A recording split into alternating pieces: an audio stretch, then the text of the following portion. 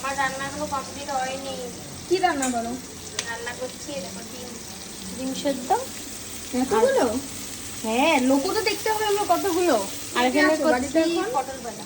বাড়িতে 2 মা, তারপর বাবা, দিদি, জামাইবাবু, ভাগ্নি, নিশা, নন্দী, সুজয়, পাপ্পুদার, তারপরে বোন, আমি আর আমার উনি তো বাইরে।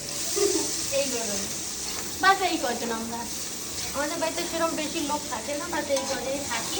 এই কজন লোক আমাদের বাড়িতে রোজ এরকম থাকে, বাস এই কজনই। বুঝতে পারলে? আরো কজন লাগবে?